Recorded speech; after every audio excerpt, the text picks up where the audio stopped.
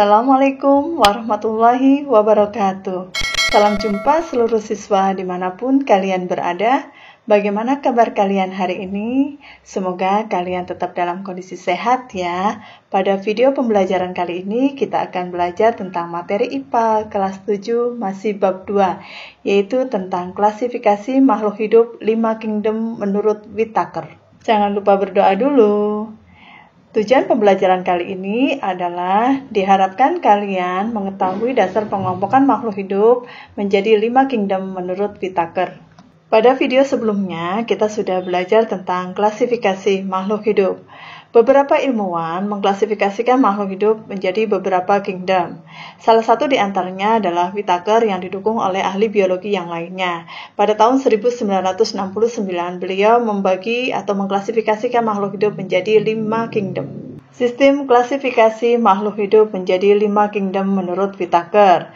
Yang pertama adalah kingdom Animalia atau kerajaan hewan. Yang kedua adalah kingdom Plantae atau kerajaan tumbuhan. Yang ketiga adalah kingdom Monera. Yang keempat adalah kingdom Fungi atau jamur. Dan yang kelima adalah kingdom Protista. Yuk kita bahas satu persatu mengapa Whittaker membagi makhluk hidup ke dalam 5 kingdom. Pada awalnya, para ilmuwan mengelompokkan makhluk hidup menjadi 2 kingdom. Kingdom yang pertama adalah kingdom Animalia atau kerajaan hewan. Kingdom yang kedua adalah kingdom Plantae atau kerajaan tumbuhan. Pengelompokan tersebut didasarkan adanya perbedaan ciri di antara keduanya. Antara lain, yang pertama adalah kingdom Animalia selnya belum memiliki dinding sel. Sementara kerajaan tumbuhan selnya mempunyai dinding sel.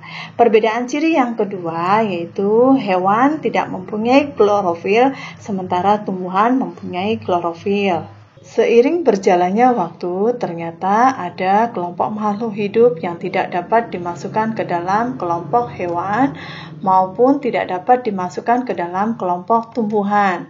Hal ini disebabkan karena makhluk hidup itu memiliki ciri yang berbeda dari kedua kingdom tersebut, yaitu selnya belum memiliki membran inti atau disebut sel prokaryotik, sehingga materi intinya masih menyebar ke dalam sitoplasma. Makhluk hidup ini dikelompokkan atau dimasukkan ke dalam kingdom Monera. Akhirnya makhluk hidup dikelompokkan menjadi 3 kingdom, yaitu kingdom Animalia, kingdom Plantae, dan kingdom Monera.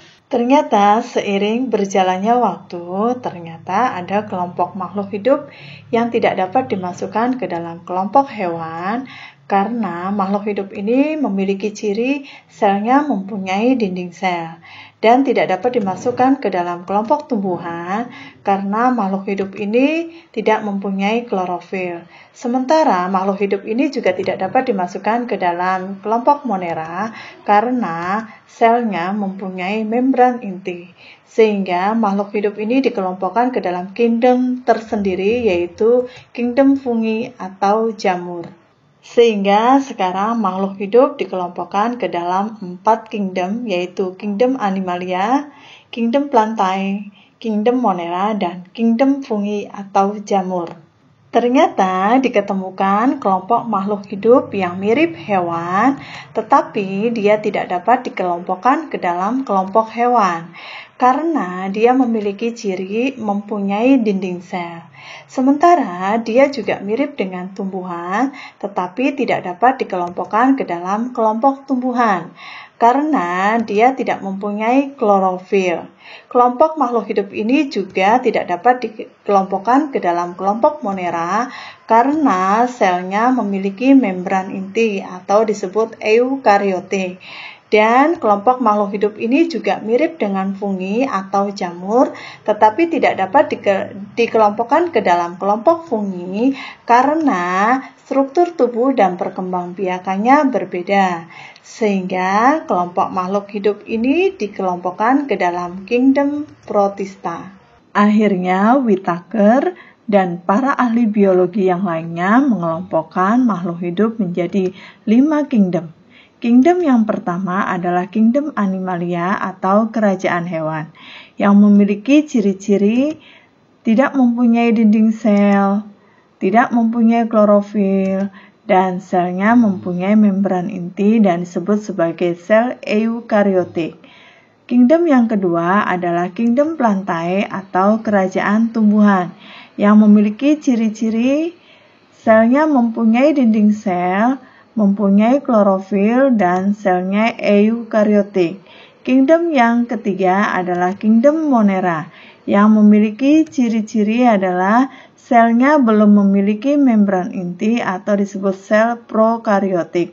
Kingdom yang keempat adalah kingdom fungi atau kerajaan jamur yang memiliki ciri-ciri antara lain selnya mempunyai dinding sel, tidak mempunyai klorofil, dan selnya bersifat eukariotik. Dan kingdom yang terakhir adalah kingdom protista yang memiliki ciri-ciri antara lain mempunyai dinding sel, tidak mempunyai klorofil, dan selnya bersifat eukariotik. Nah, bagaimana? Sudah paham kan? Sekarang, sebagai bahan evaluasi, coba kalian sebutkan klasifikasi 5 kingdom menurut Whittaker beserta dasar pengelompokannya.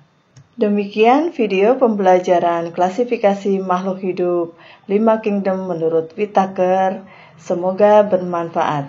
Sampai jumpa lagi pada video pembelajaran berikutnya. Wassalamualaikum warahmatullahi wabarakatuh.